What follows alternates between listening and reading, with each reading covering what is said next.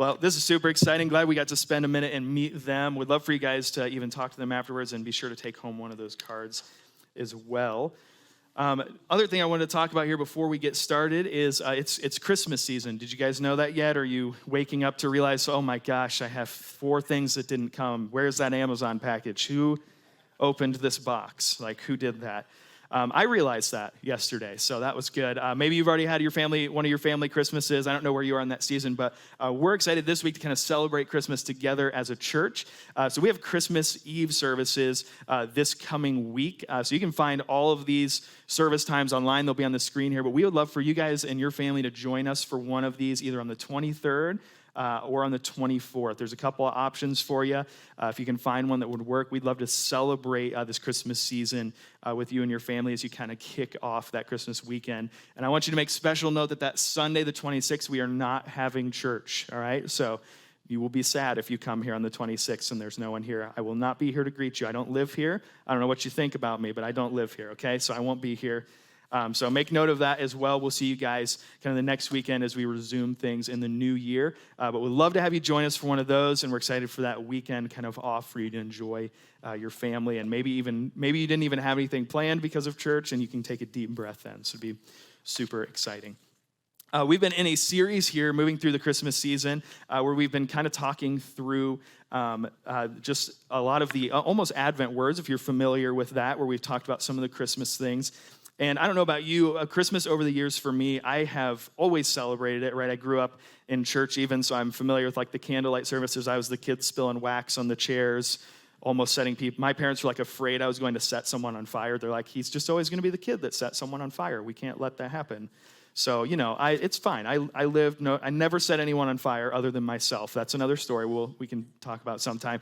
But I've celebrated Christmas for my whole life. And over the years, Christmas has taken a more and more kind of meaningful place in my heart, right? And early on, right, it was a lot about food, family, and gifts and food, right? I was like, as a kid, I remember just being so pumped to see my cousins, right? And to get to grandma's house for the weekend. I don't know how, I'm looking back, I'm like, how did we all stay in that house? How did my parents keep their sanity? Like, how did all of these things work? I know why everyone is a little grumpy now. Like, I understand. So all of these things, right? I was so excited about this. And as I continue on in life, right, those things are still important. I love food, gifts, and people still. I'm really excited about that around Christmas. But man, as I started to grow up and actually started to have faith of my own and become a follower of Jesus, I started to realize, besides all of that kind of fun stuff and the things that we remember, the memories we create,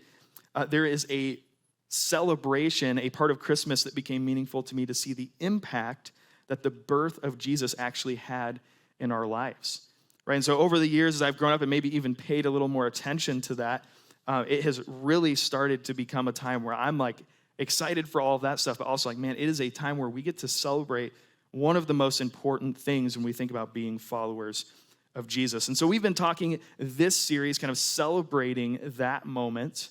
And we've been talking about a couple things, right? We've been talking about hope, peace, love, and today we'll talk about joy and kind of the beginning of how this all became available to everyone. So that's what we've been focusing on, and we've seen that this kind of changed everything, right? The birth of Jesus, when we read about it in the Bible, we start to kind of connect those dots around Christmas, maybe pay a little more attention to it. We realize how big of an impact it had. It started to change everything and what was available to people. And so as we've been exploring that in this series, if you've been following along, you maybe have been following Jesus for a while, and you're kind of getting a fresh perspective on it. You're maybe getting a kind of a new look to say, oh, it's kind of nice to spend time thinking about things that I already know, but actually spending the time to dig into those and look how those have impacted my life. Maybe you are newer to church, you haven't followed Jesus before, and you're kind of getting a first look or a different look at what the birth of Jesus meant. Maybe that's been confusing to you, right? And you're like, why is everyone talking about a baby around Christmas? Like, babies are fine. I don't hate babies, but like kind of weird. And you're getting a new look at this, right? Either way, as we kind of end out this Christmas series here coming up on Christmas Eve and today, I would encourage you to continue to kind of take a look at how this event of Christmas, right, the birth of Jesus, has changed everything for us. So it's been a lot of fun looking at this. And if you missed any weekends, you can grab our YouTube channel. You can find some of those and catch up with us. But we'd love to have you start to follow along with that if you haven't yet. So this week, we actually want to look at joy, all right? So this is a fun word. I remember all the songs as like a kid, if you ever sang some of those. It's a word sometimes I don't understand. It shows up a lot around Christmas time. But that's what we're actually going to focus on today is with the birth of Jesus, how it connected to joy and became available to everyone. So I want to look at a verse in 1 Peter, actually, here as we start off. If you want to turn there, 1 Peter 1 is where we're going to be. There's some Bibles in your seats. If you don't have a Bible, please take one of those home with you. You can write your name in it. You can look on your phone, whatever you have. It'll be up on the screen as well here. But 1 Peter 1, 6 through 9 is where we're going to start. It says this, "In all of this you greatly rejoice, though now for a while you may have had to suffer grief in all kinds of trials. These have come so that the proven genuineness of your faith, of greater worth than gold, which perishes even though refined by fire, may result in praise, glory, and honor when Jesus Christ is revealed. Though you have not seen him, you love him. And even though you do not see him now, you believe in him. And you are filled with an inexpressible and glorious joy. For you are receiving the end result of your faith, the salvation of your souls." I love this passage because it puts this word in front of joy that is really, it kind of is how the way that the Bible talks about joy. Right? A lot of times we look at joy and happiness as synonymous, and they are, if you get into semantics. But when the Bible talks about joy, right, happiness is kind of a moment. It's dependent on that. Joy is actually something that is lasting, right? It's firm. It does not change, right? It's a constant thing. And so that's the way the Bible would interact with this word. And I love this passage because it kind of puts that inexpressible joy. And I know that maybe they feel far and few between, but there have probably been moments in your life where you are so filled with joy that you almost can't put it into words. And the Bible would very much talk about joy connected to the birth of Jesus and how it changed everything for us in that way, because joy became available to all. So the Bible starts to talk about it this way, and I love, even in the first part here, in this passage, they're talking to a group of people that said, even for a while now, you've had to suffer with grief and all kinds of trials. Right? There's a passage about joy, but there's also this acknowledgement that they are not in happy of times necessarily. And so while the Bible talks about joy in this way, it also kind of acknowledges the fact that life is not always great. And I think what's interesting about this over the course of reading the Bible, hearing about joy, is we start to see that the Bible kind of assumes some things about us. One thing that we start to see is kind of a theme. It talks about grief because of trials in this passage. For you and I think when we start to read the Bible, we see this theme that the Bible kind of assumes that we are in a certain place. And I would kind of sum it up as this: the places that you and I might be in life at different time is that of having pain in our lives, maybe needing help in our lives, or maybe even having a desire to change. Maybe we have all three. Maybe we have one of those in different seasons. But there's this place that our hearts may be, or that our lives may be, and the Bible kind of assumes that we are in these places, right? I know that if we sat down and talked, you and I, we would probably together come up with ways that we're in one of these things right now, or over our lives we've experienced all three, right? That we might have difficulties and wounds from life, things that we've been through that we don't necessarily know what to do with. That's a real thing. We may also look and say, man, there's things going on in my life. There's things that have happened. There's a situation I'm in, and I actually need resources to deal with the challenges that I'm facing. Right? A lot of times we might feel that tension in our lives. The Bible would assume that we're in maybe one of those two places. It might also assume that we recognize we have a need for change. It's really easy to spend time around others and recognize they need to change, but I think there's also a certain point in our lives when we're with ourselves that as we read the Bible, we see the Bible assumes this about us, and we usually know this, that we need to change. And that can take all kinds of different forms, right? But we kind of get this idea, right, living life in any capacity for a while, that something's not quite right. I don't like the way that I interact with people. I don't like the way the relationships with my family are. I don't know why I do that, right? These behaviors that happen. And so what we do, right, when we start to experience these things, the Bible would assume that we're there. And a lot of times, the Bible also assumes that we've tried to fix this, right? As you read the Bible, we see that the Bible may have assumed as well that we've tried to do a bunch of things to help with this. I think it comes up in a couple of different ways, right? The first way, when I try to deal with this, when you try to deal with this, if we do it ourselves, is this, and we can see this show up in the Bible in some ways, is we may try to numb some of the things going on, right? We're dealing with pain. We need help. We want to change, and sometimes we get into the thick of that, and we're like, maybe I can find a way to just not address this right now. And so we think maybe about numbing what's going on in our lives. I don't know about you, right? When I try to think of things that are going on in my life, there's ways that I try to just kind of put them off for a while, right? Something that'll give me relief from what's going on, right? The pain, right? The need to change some of the pain in my life. If I need to deal with it or figure out what to do, I'm not quite sure where I am, right? I might try to numb this. I don't know about you, after a long day that feels like it's been a painful day, I feel like I get home from work or school and I'm just like beat up. You ever feel like that? You're like, I know that I haven't been physically punched, but I kind of feel like life punched me today. Have you ever felt that way? And so I don't know about you, after a hard day, I'm like, I really want like my favorite meal, right? You can, like, the only thing that's going to do is gain you some weight, right? Long term. That's what you're going to gain from that. You'll gain some temporary numbing. Man, that Five Guys bacon burger was a good decision until like 5 of those down, right? The numbing, right? It has a capacity. Right, my favorite meal. But all I'm going to gain long term is weight from that, right? So that's not going to work, right? It kind of numbs the pain. I'm a big fan of movies and a good show, right? Sometimes I'm like, I just want to veg out. There's nothing wrong with that. But at the end of that, like, I don't know what happens if you just watch TV all the time. Probably like somehow everything ends up resulting in gaining weight. That probably does that too, right? But that's just a season of life. But like, I'm a big fan of those, right? I love all the stuff that Disney Plus is putting out. Right? I'll watch it all. If it has Marvel attached to it, I don't even know if it has to be good anymore. I just watch it, right? But that's like, I can live in that zone. I can numb it. I can kind of push those things out of my mind. But eventually those end, right? I have to continually work at numbing that. Right? And the same is true of all the ways that we personally might try to accomplish numbing that, right? To deal with some of the pain in our lives, right? It can turn into things like just having fun all the time. I got to just keep busy, keep fun, right? I'm going to work until I get to that vacation. Vacation ends, right? I turn to substances. I turn to distractions, behaviors, right, to numb the pain. And what happens, the end of all of those is it gives moments of relief.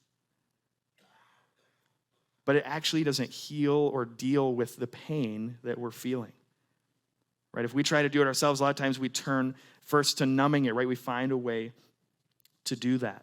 Secondly, I think sometimes the Bible assumes that we would try to do it ourselves, right? And sometimes we try to do it ourselves. Oops, there we go. I use this clicker a lot. I'm really good at it. When we think about self, right? I don't know about you. There's been like a self-help boom in this world, right? I don't like it because I don't like to do things myself. I would rather have someone else do it. And, it's like there's just always lists of things like, well, you can do that yourself. I'm like, I didn't ask if I could do it myself. I just want it done, right? But man, when I'm facing in my life, when I start to say that, man, first of all, I'm going to deal with pain. I might try to numb it. When I think about needing help in my life, right? It's like sometimes I want to be a self-made person, and you would get a lot of support from that right now, right? There's been a real boom for do-it-yourself, right? You think about Chip and Joanna Gaines. They make it look really easy now. I don't want to be them, right? Like that has an end to that, right? They're great. I actually do kind of like their shows a little bit, but my wife now expects me to be Chip Gaines sometimes. Not really. Then only like one time, and I was like, you see that this isn't like going to work, and she's like, yeah, that makes sense. So I do other things that are helpful, and so there's these self-made things. You can find a self-help book for anything, right? You can really find a guru for everything, or a hack to get you through everything. And I'm not trying to say that getting new skills and growing and learning are bad, but when we look at the bigger things in life, right, when we need help with life as a whole, those are going to get us to a place But man, at the end, when we think about just trying to do it ourselves and learning from others, we'll get some of the way there. But at some point, we're probably going to realize that no matter how skilled we are at something, how many books we've read on a topic, it's still really hard to be a great parent. It's still really hard to be a great leader. It's still really hard to be the person that I actually want to be, right? I'm going to fall short somewhere. There's just not enough to make up for the supernatural support that I know that I'm eventually going to need. And so I'm going to work at those things. I'm going to work hard at skills, but I know that there's something else missing if I only go down that road when I need help in my life. The third thing that I think about a lot is when we think about change, and we know we need to change in life. I need to change some of what I'm doing, maybe how I approach things. I need wisdom. I need to grow. I need to figure this out, right? I need to change maybe who I am. A lot of times the zone that we might move into ourselves, and the Bible assumes that we've maybe been here as well, is denial. Some of you are like, that would be me, right? I get here often, right? Sometimes when we realize we need to change, we might think about it for a while. We even see the need, but sometimes we might move into this denial, right? And the Bible assumes that the world is helping us get there too. It's a thing that we would see often, like, hey, you know what? You're fine the way you are. People should accept you the way you are. And you know what? If you can't grow hair, people do need to accept that because we can't get it back for you. But man, I'm talking about the deeper things in me, right? When I need change, there's things that the Bible would look and say, this is what you need help changing, right? Jesus, a relationship with him can do this for you, not people need to deal with it, right? And so for me, a lot of times I know that, man, when I have a change brought up that the Lord lays in my heart, sometimes people tell me there's nothing as great as that, right? When someone's like, you need to change, like instant combat mode, right? But a lot of times what I do is I move into denial. You and I might move into this thing where we're tempted to live in a zone where we might lower a standard. Well, that's just the way I am. It's how I was raised. It's how my parents were. So I was kind of put in this spot, right? We might try to justify whatever it is we're dealing with. Well, I mean, it's not like they're doing a great job. This is me speaking directly, things that I've said in my brain before, right? I look and I say, well, I mean, it's not that bad. Look, at least I'm not that person. At least I didn't do that, right? I start to live in denial, right, of the change that needs to happen in my life is sometimes the way that the world shows us to deal with it, right, the way that we might choose to deal with it. And what we end up doing is actually avoiding the reality of our situation, right? There's a change that we are usually aware of, right? I think if we're all honest with ourselves, we know we have a need for change. We don't often need to tell people, you need to change. Most of the time, most of us are aware that we have some not so great parts about us. Sometimes we try to change those, and a lot of times we can move into denial because we kind of want to avoid the reality. No matter what we try, right, with denial, it doesn't make the need for change go away, right? It doesn't matter how much I deny it, how much I try to justify it, that need for change is still there. And so, man, when we start to think about this help, this pain, and this change that we feel in our souls, those are the ways that we might typically deal with that. Maybe we've tried that, and the Bible would actually assume that we've probably done that by the time that we are confronted with it.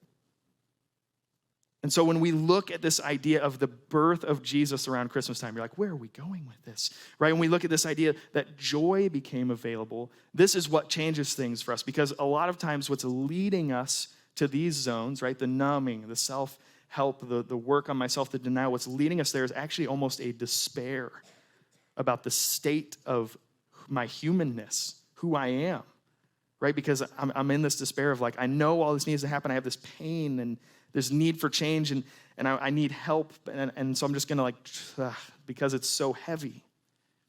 What actually starts to happen is when we look at this differently, Jesus kind of paints a different picture for us. With the birth of Jesus, we have a different way. So with the arrival of Jesus, we get joy. And so when we look at pain, help, and change, and we start to move towards Jesus because of joy that we can have, we start to look at this a little differently. And here's what it starts to look like, right? Instead of numbing, right? When we look at joy that's available to us, numbing is something that we might try. right? Because of despair. When we look through the lens of joy in the birth of Jesus, Christ actually offers comfort and healing instead of just numbing the pain, right? Comfort and healing. I can try all the numbing, but man, for it actually to be healed, right? For that pain to be dealt with. And not only to be dealt with in that process, that I can be comforted because of the joy of the birth of Jesus and what's been made available to us. Man, when we need help in our lives, when we start to read about Jesus and a relationship with him, he would look and say, you don't need to try and self-make yourself. You don't need to be a self-made person. It's like it's actually impossible. You can't. But Jesus says that actually I offer my presence in your time of need. Right? We see this often in the Bible. We see Jesus being with people in their greatest time of need. He offers his presence to them, that I will walk with you through your season of help. I will provide for you in a way that maybe doesn't even make sense. I will be with you no matter how it goes. And that's a value that you almost can't put a price tag on. Maybe you've been in a time of help and you feel like you've been abandoned. You feel like you've been left to your own. There is no help available. And the Lord says, my presence is actually offered in your time of need. I'm not going to abandon you to yourselves. Instead of looking at change and us having to kind of do that ourselves or live in denial, Christ actually offers power to change. When we kind of have given up on ourselves and we move to this kind of denial slot of life, looking at joy, we see that Christ actually offers us the power to change, right? When we look and say, this seems insurmountable, it actually seems to be part of my identity. It's like part of my character. And we're like, I don't know, I don't think anyone can change that. Christ says, I have the power to help you change. And so we start to look at this in a different way. And what's interesting to me is this, when I look at the Bible and see the story of joy, right? The story of Christmas attached to joy, it's only when I am where the Bible hopes that I am that I can receive this as joy. Right? The Bible's kind of assuming that I've been through this. I've tried it. I've numbed it. I've tried it myself. I'm maybe living in denial, and I'm in this despair. And Jesus, being born, gives us this gift of joy. And the Bible is assuming that we might be there, right? The Bible is starting to look and say that Jesus lives a life in a way that, man, we can receive this as joy because we've tried it. Or maybe we're living there right now. And here's what I mean by this, right? It can be received as joy if we kind of are in living in reality of where we might be, trying to do it ourselves. But what happens if I think I can still achieve this, the message of Christmas, right, the birth of Jesus, it can almost be insulting to me. I like to put it this way because I have tried to be Chip Gaines sometimes. I'm more of like the run-through-the-wall Chip Gaines. I don't actually get any work done. But sometimes my wife's like, hey, can you hang up this decoration? And I was like, here's the question we're not asking. Do we need decorations?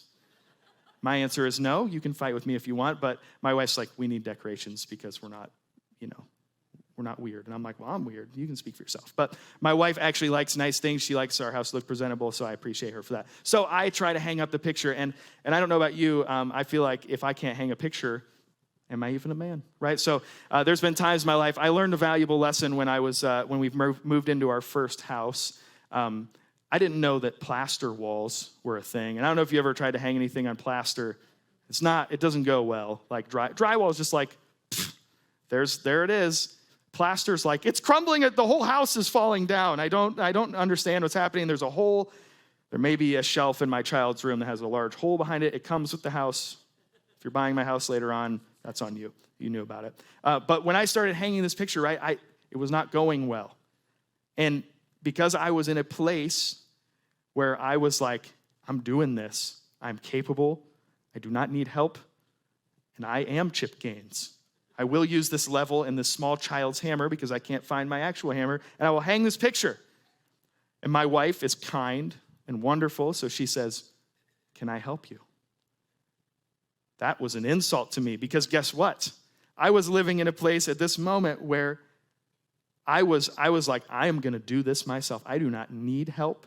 I will self-make this. I'm living in denial of my actual ability to hang on plaster, right? There's things happening. I don't know how I numbed it, but like the reality was that there was no humility in where I was. I was still confident in myself.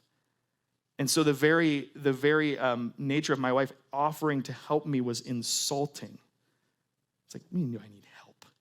Just hanging a picture. In reality, I definitely could have used a second set of hands, right? Like it's very simple. And this is what I mean when we start to talk about Christmas, right? When I think about Christmas, if there's humility, then Christmas is the best news ever. If I'm in a place where I'm ready to accept this help and I have the humility to see through the joy that I can have because of the birth of Jesus, it's the best gift ever.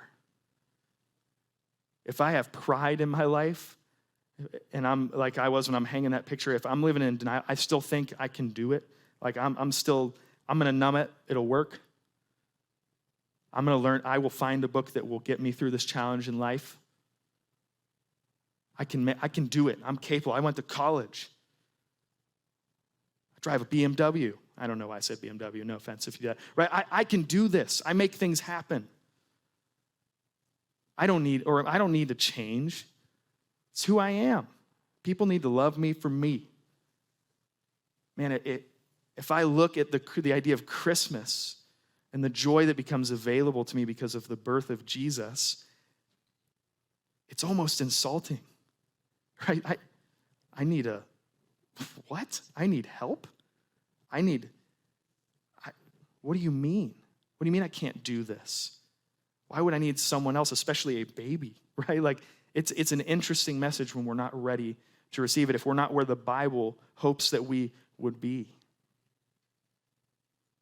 And so, man, if I look at in my pride and my numbness and this denial, it's not really going to feel that joyful. It's going to feel insulting.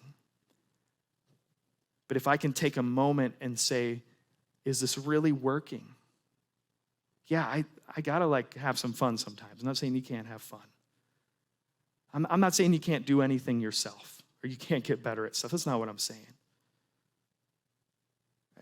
I'm not saying sometimes you can't just forget about it for a day and clear your head. What I am saying is, man, we have to almost arrive at a place where we can accept the joy that was made available to us, right? So in the humility of realizing the state at which I'm living in, that there are some things that I will never be able to do on my own. I will always mess up on my own. I will always, right? I don't have a way to reconcile that. I don't have an actual way to change my life the way I want it to, because even though I made progress, I still screwed it up, and I don't know how to make sense of that. If we can arrive in a place of humility, we can start to understand the joy that is before us. And here's the thing that's tempting for me a lot of times when I hear a message from someone that's needed, right? Even when my wife asks me for help, a lot of times I envision, and you might feel this way right now, you might say, Aaron, you don't understand, right? It's insulting because people don't understand where I am. If my life was like that, then yeah, this would be easy to accept, but you don't understand where I am. And I would look at you and say, I probably don't. I've been through some things in my life that I might have an understanding of some things in your life, but the reality is no one can have the exact experience that you have. No one will know exactly where you are. It's not that I think that people are trying to understand, and I'm not trying to say to you that I totally understand you and what you've been through. What I am saying is that I do understand the Lord. I do understand his passion for us. And so I'm counting on the fact that the joy that is available to us because of the birth of Jesus and the power that's available, the presence that he gives, the healing that he can bring in our lives, that's actually what I'm saying that I believe in. And I know I don't understand where each individual is. So as we start to think about this a little more, there's a question that I'll ask you here in a little bit, but I want to share another verse with you here. When we start to think about receiving joy in this way, right? If I can receive Christmas maybe differently than I have before, if I can arrive with humility, what actually starts to happen in my life? There's a verse in Psalm 16 that I love to read to you here, and it talks about this. When we start to think about joy and receiving life through the lens of joy. It says, therefore my heart is glad and my tongue rejoices. My body also will rest secure, because you will not abandon me to the realm of the dead, nor will you let your faithful ones see decay. You make known to me the path of life. You will fill me with joy in your presence, with eternal pleasures at your right hand. This is powerful, because what this is saying, man, when I start to look at my life, and I know I have pain, I need help, and I forgot my third thing. I just did. I got to look back here. When I have this need for change, man, I know I need those things. Okay, so if I can be humble for a second and say I need Jesus, what's going to happen? This idea of gladness of heart is interesting to me, because it's not as if we're just ignoring life. It's not that we're not living in denial. It's not what Jesus asks us to do. What we start to do is we start to trust the Lord and his heart for us. So this gladness of heart, when we latch onto joy, starts to look like this, right? Even in the midst of anxiety, in the midst of despair, deep sadness and grief that I'm experiencing, that I can't totally wrap my head around, I can have a gladness of heart. And why is that? Because I can see that there is a God who loves me, a God who sent his son to the earth to be born, to live a life so that I can experience joy that's lasting, right? Because my sins are not going to be counted against me, right? All the times I tried to change and failed, right? And I really screwed it up. I didn't do the right thing. I made the wrong choice. I lived in despair and denial and all of these things that God won't count. He won't count those against me. That's joyful, right? That creates gladness in my heart, right? I can start to be glad that one day there will be justice that is badly needed, right? I can start to look and say, man, I can be glad that the help that I need is actually available to me. What starts to happen as I do this, right? I talked about this in the 1 Peter verse as well, as I start to look at this gladness of heart and the joy that is set before me to latch onto.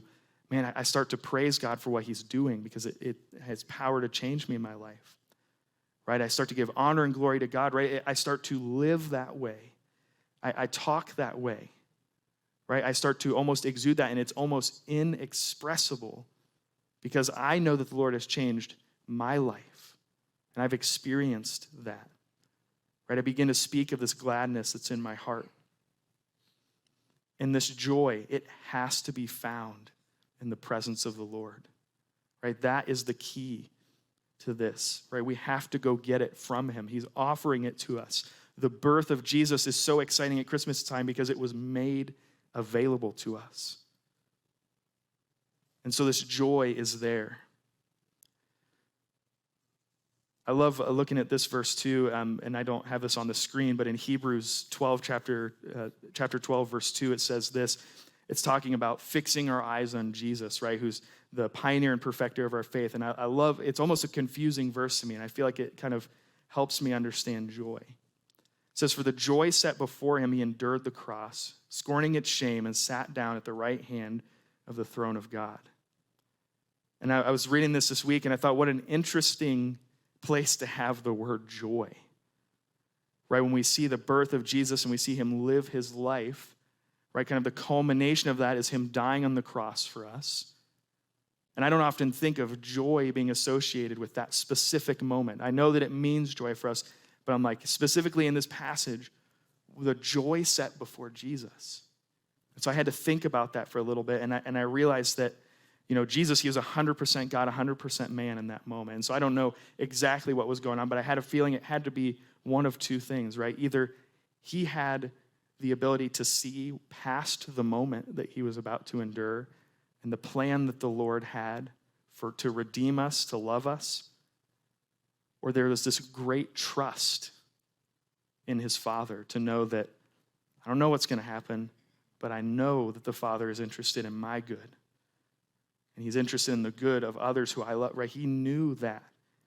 And so as I think about us, right, and it's a big ask to say, can you latch onto joy, something that'll carry you through seasons of grief and sadness and despair and change and all of these things that we deal with? How can we do that?